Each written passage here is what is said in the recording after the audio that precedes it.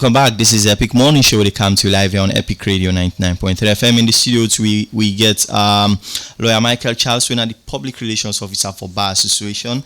And good morning.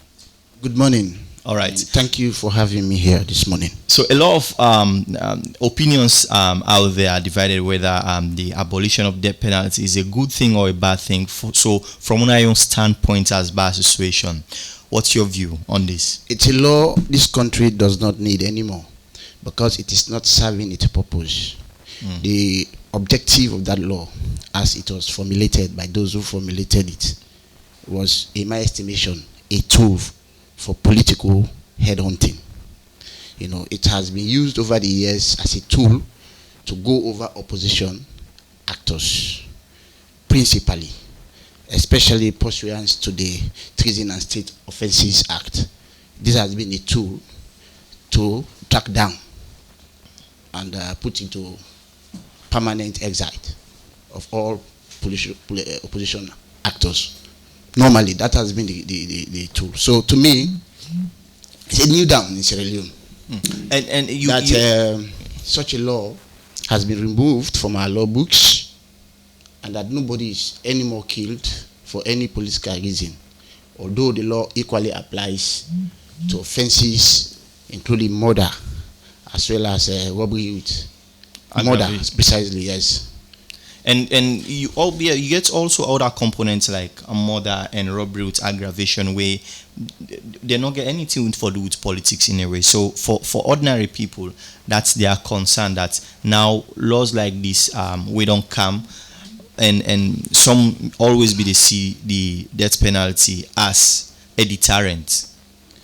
Yes, but if there is one particular rotten fish, let me say so, in the entire bundle of fishes you have, and that one fish is creating so many problems, it's but proper that that fish that is creating problems is removed, and proper safeguards are put in place, you know, to tackle the emergencies, because there are going to be emergencies, there are going to be issues, you know, after the abolition of slave trade. I mean, after the abolition of the death penalty, like you have rightly stated.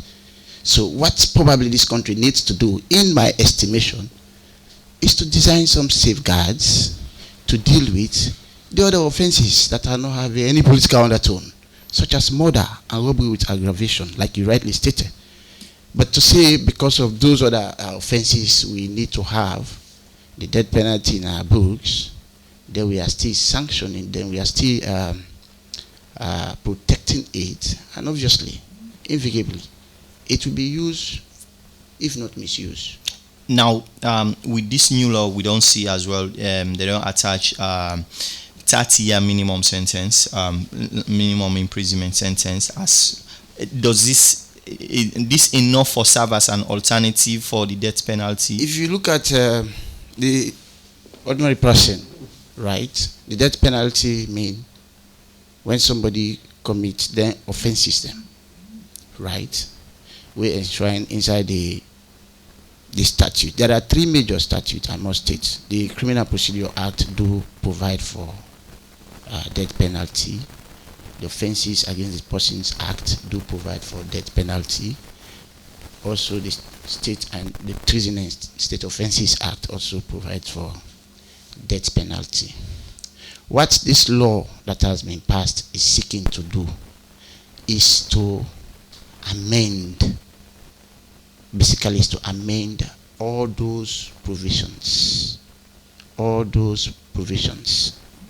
that are providing for death penalty, like I have stated. And in fact, by extension and by reason of this law, now we have any provision, any law, wherever, that is having any texture or tone of death penalty has been outlawed. That's what this law is saying. But like you asked, death penalty was the maximum punishment in this country. Okay? All right. Below death penalty, you have, and we also have issues like manslaughter, which was life imprisonment. We also had robbery with aggravation. Okay, these are some of the offenses that go for life imprisonment. So if you have watered down death penalty to life imprisonment, then what becomes of offenses that you are already, designated for life imprisonment? So that is why, for me and other people, we have the view that if death penalty has been abolished, some other work needs to be done, because automatically we are bringing life imprisonment, death penalty to life imprisonment as the maximum. And given that, but there are already offenses in our books whose punishments are life imprisonment. yes. So murder is a serious offense, for example, for which it was death penalty. Treason is a death penalty. Okay, but if you bring them now to life imprisonment, what becomes of manslaughter, which was life imprisonment, and robbery with aggravation as well? Yeah. So that mean they can't, and they're not able to carry the same punishment? They can't. They shouldn't. And now, knowing all of this as a lawyer now, una has bad situation. Una not count alternative ways for address lesser crimes to murder, like manslaughter, and then but una they say there is no place for death penalty in the law book. So if we take now that death penalty is off, what thing they happen to the other law then they? That is why I've just stated that some work needs to be done. Even as the you don't feel so for don't do that work before we abolish the death penalty? Well, it is not still late. It is not still late. It's about doing some further work to get the abolition of the death penalty to work properly. Okay? It could have been proper too to have considered all of those other issues even before the abolition. Excuse me. But now that we have had the abolition done, nothing stops us from ensuring we sanitized and bring into harmony other issues that are contingent or directly affecting the abolition itself. You said 30 years imprisonment. There is what we call in the Prisons Act, the calculation of remission of sentences.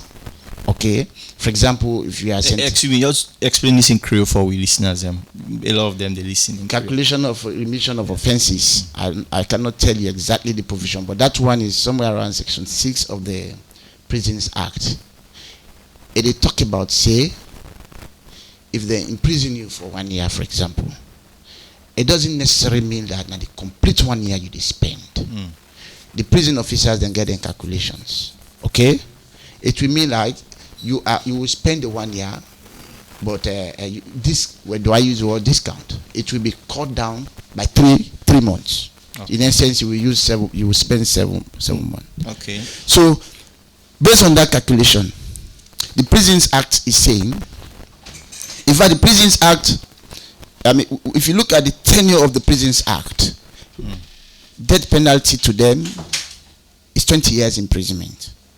So even that law too needs to be amended. Okay? Death penalty in the Prisons Act, based on the calculation of remission of sentences, carefully. You understand? Death penalty will amount to something like 20 years imprisonment. So for instance, if a young man of 18 years commits murder and is sentenced, to life to death, to life imprisonment, you understand? To life imprisonment, please let me correct that point. To life imprisonment, which is by the calculation of the Prisons Act, the calculation of remission of sentences, it will mean that life imprisonment in that sense, the child will spend the offender or the convict will spend 20 years in prison. So if he's 18, he committed murder, and by the time he's 28, he may have served his life imprisonment. Not so? He will come back 38 years old. 38 years old and begin to go around the places. Okay. So if we really mean something serious with the abolition of the death penalty, I think those other issues, like I have explained, in my estimation, needs to be dealt with seriously. There's also an issue of when prisoners they get pardon from the president. Yes. Because there isn't a digital record for me to check the trail. It's just easy normal for letting slot people with on life imprisonment or death row into the list of those who should be pardoned. You shouldn't interfere with that. That is the right of the president. No, but even if it is the most heinous offense the person committed, the president can pardon him if he wishes to. Okay. Okay? The president can. That one is the right of the president. It's provided for by our constitution in this country. Okay? So it's not about president pardoning somebody because of the less severity of the offense. No. It is open. So severity is not a consideration for pardon. I don't think so. No, the president can. You understand? But if the president, in his estimation, think it is not proper by reason of the fact that, say for instance, rape is so notorious and it's causing a lot of social mayhem, the president, in his inclination, might say no, I will not. Because before he does it, all the information having to do with the person are always made available to him. Okay, but that is his prerogative. That is his right. So the new law as well, where you talk about rape, you just kind of mind. I don't get a lot of discretion to judges as well during sentencing, especially for crimes where, for example, the victim or the person where they stand the murder charge, now a person a victim of sexual assault and probably they do this in self-defense, for example, if that's not the person argument. How much role you feel say that discretion of the judge go play in dispensing justice? I cannot comment on the discretion of the judge. When a judge they make judgment, normally they look at various other factors. For example, they look at the public interest as well. They look at the aggravated nature of the offense. Sometimes they can also look at whether in fact the person is the first offender. There are quite a lot of circumstances. But what the discretion of one judge could be can be different from what the discretion of another judge could be. So we cannot put into discussion the issue about discretion. Okay? So your question is talking about rape, right? Well, we all know the new amendments to the Sexual Offences Act, right? You must be able to distinguish between rape and sexual penetration, please. Rape has been ascribed to persons who might give consent, and that is anybody above 18. Anybody below 18 who has been tampered with sexually, we cannot ascribe rape to that kind of person because the person is a child.